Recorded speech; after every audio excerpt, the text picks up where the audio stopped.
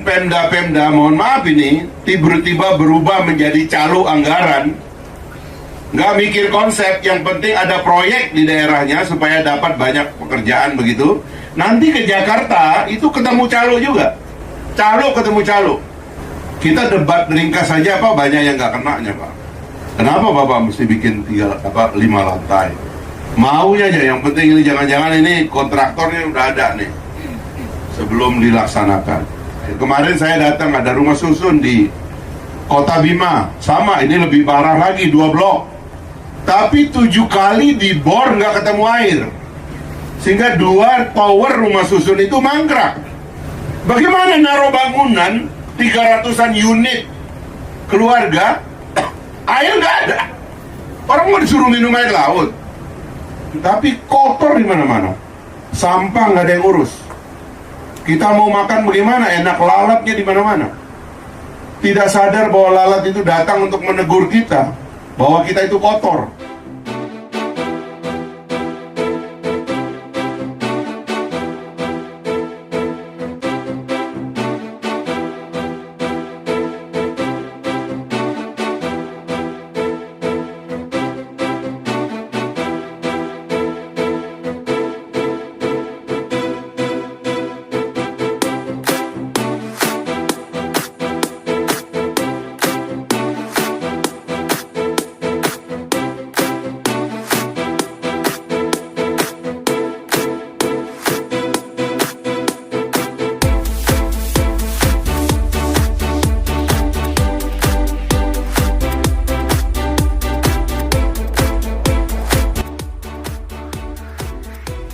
Bapak Ibu sekalian, para pejabat kementerian, Bapak Ibu dari Forkopimda, teman-teman dari Syah Bandar dan Kuskat Pelabuhan Kayangan, serta hadirin semua yang hadir. Saya terus terang setiap pulang kampung, terus naik kapal menoleh ke sebelah sini, lama saya berpikir apa itu gedung. Karena dalam pandangan saya, mungkin karena dari luar itu nggak pernah terisi dalam pandangan saya yang sekilas melihatnya dari luar. Sehingga sampai suatu hari saya berpikir, kalau saya punya kewenangan,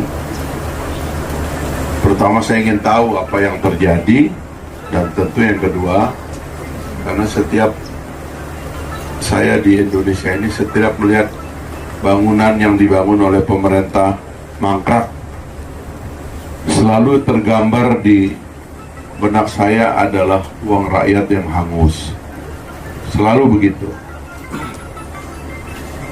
Nah, karena itulah pertama-tama saya berterima kasih hari ini atas permintaan saya kita bisa hadir di sini, paling tidak bagi pemahaman kita bersama-sama.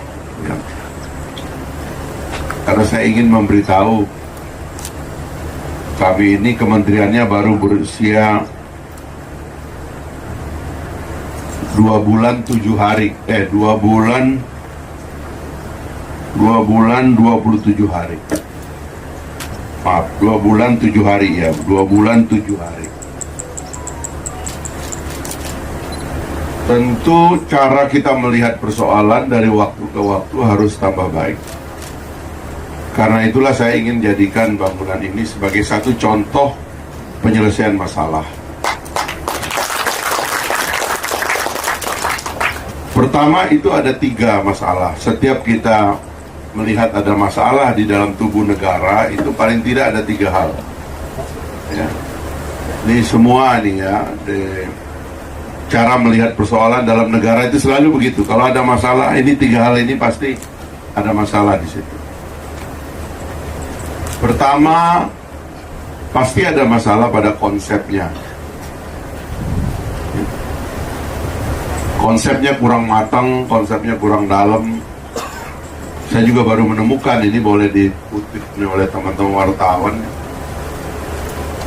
Misalnya, konsep itu nanti kaitannya dengan perencanaan.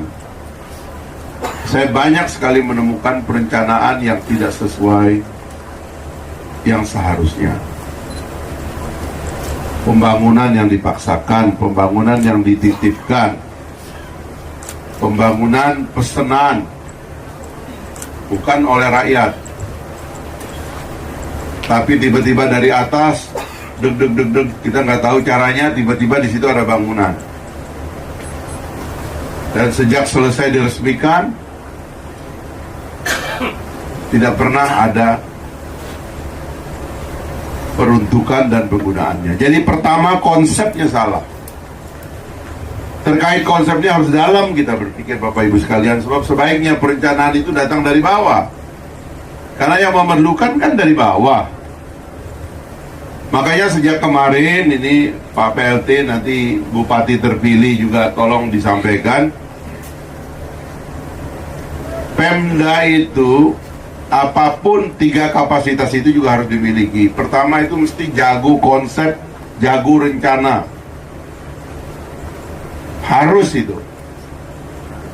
Kalau kita punya konsep, konsepnya itu benar-benar berdasarkan gagasan, itu nanti ketemunya, kalau diusulkan, itu ketemunya dengan orang yang mencintai konsep dan gagasan, dan kalau dilaksanakan, insya Allah itu pasti manfaatnya besar.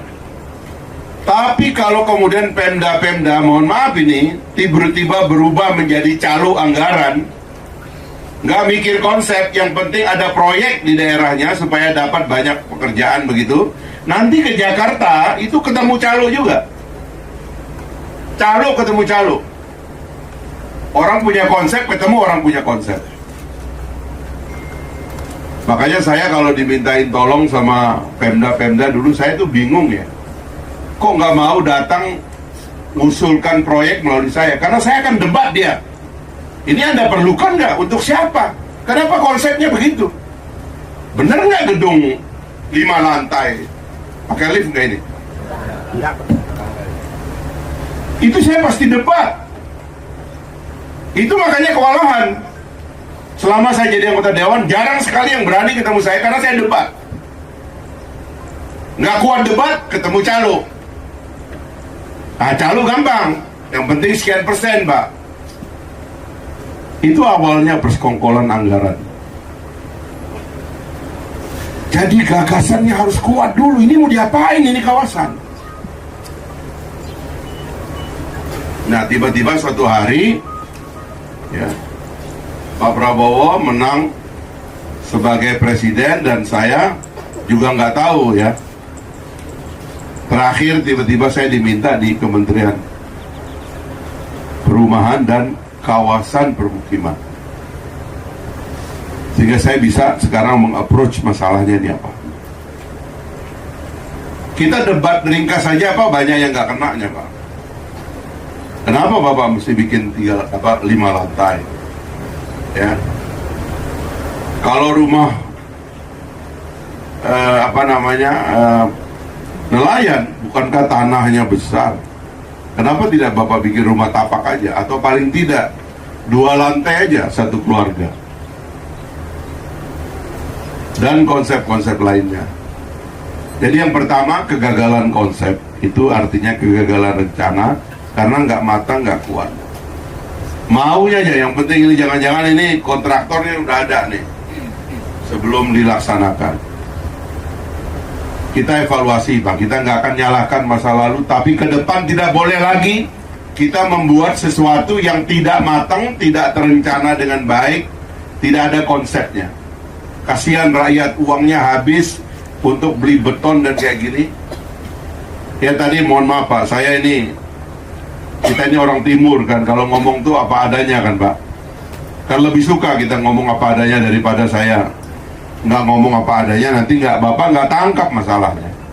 Bapak boleh bilang ini pernah ada COVID. Berapa sih orang COVID dan berapa lantai sih kita bisa?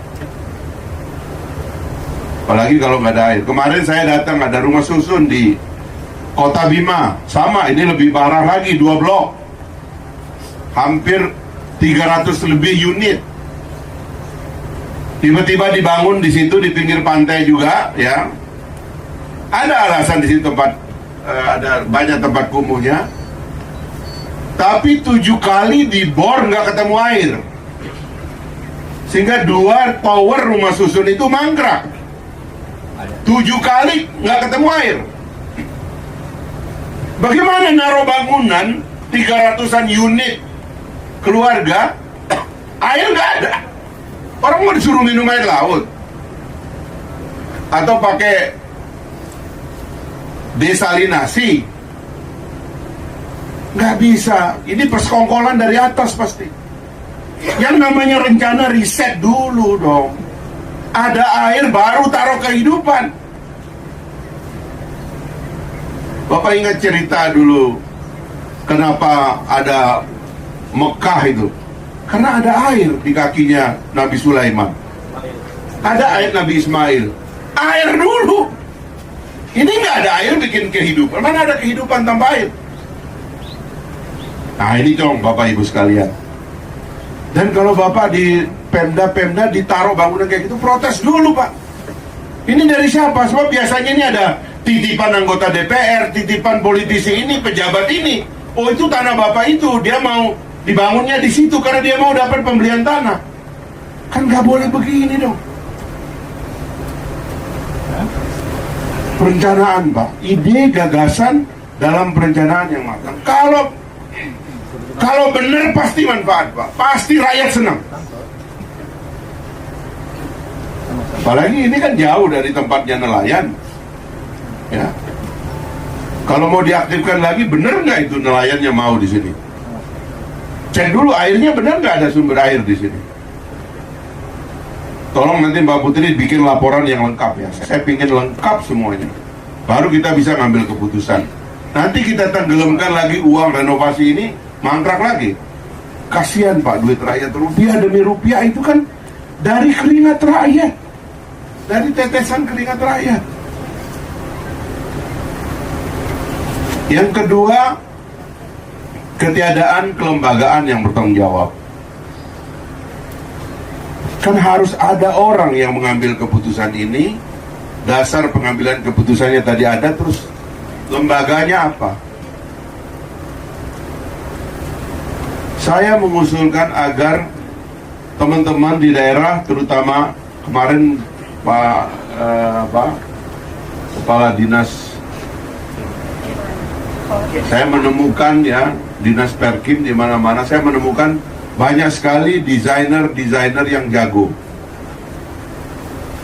yang betul-betul bisa menangkap kepentingan rakyat dalam pengadaan rumah. Lalu mereka visualisasikan, lalu mereka usulkan. Ini bagus sekali. Nanti kami juga akan lombakan ini, ya, kabupaten dan kota yang jago dalam perencanaan, lalu kemudian diajukan. Sebab begitu caranya. Kalau rencananya itu benar karena gagasan yang baik, insya Allah saya sering bilang kemana-mana, uang itu banyak, uang itu ada. Untuk rakyat uang selalu ada.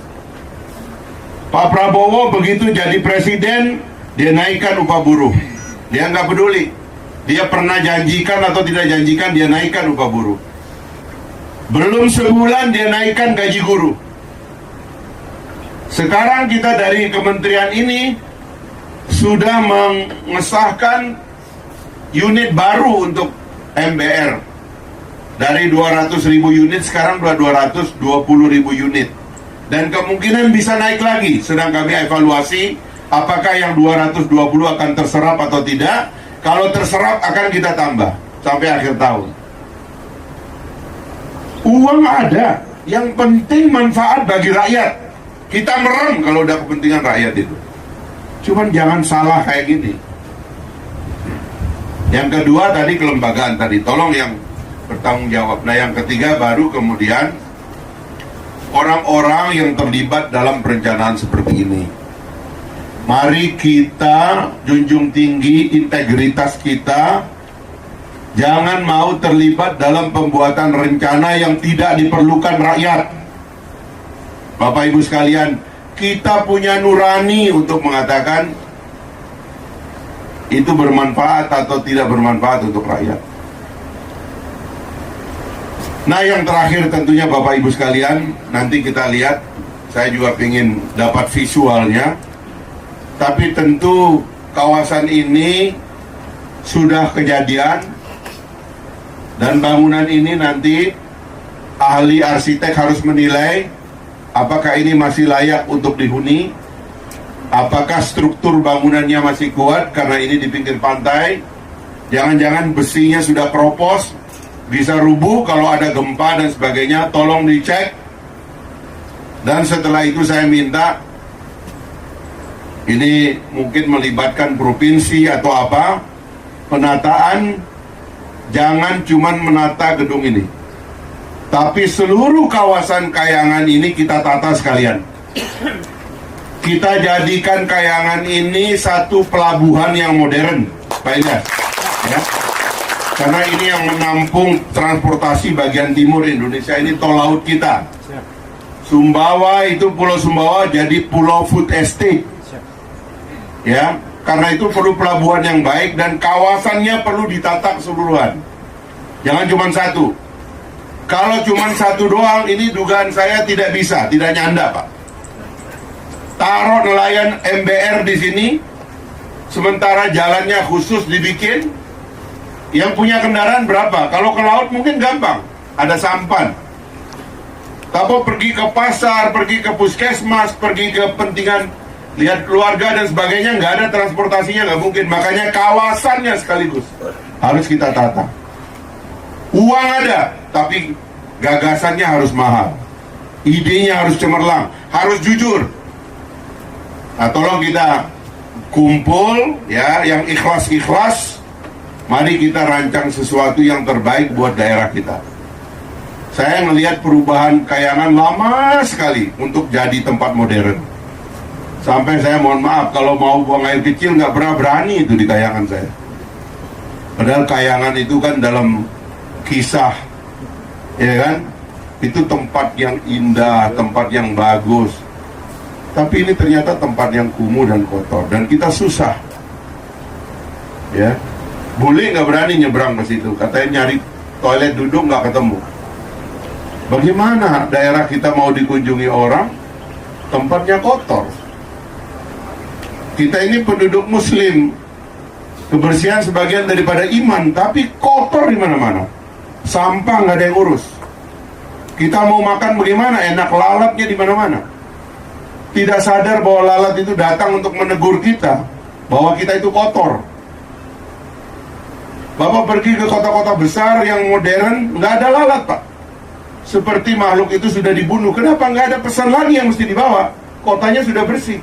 Kalau di sini banyak lalat, itu pesan datang bahwa kita kotor. Mari kita perbaiki ini semua, Bapak Ibu sekalian, mulai dari perencanaan sampai nanti pelaksanaannya. Jadi hikmahnya adalah saya minta, ini mumpung meskipun bupati dan gubernur barunya belum dilantik, tapi ini teman-teman kita semua orang baik yang ikhlas, ya, terutama Mi Iqbal, itu orang baik. Nanti saya juga akan telepon beliau. Mari kita desain Kayangan ini, karena kapalnya juga banyak nih. Mungkin 2 pelabuhan udah nggak cukup, perlu bikin beberapa kali. Sekalian nanti saya bicara sama Menteri Perhubungan, sama menteri-menteri infrastruktur lainnya, kebetulan di bawah Kemenku yang sama.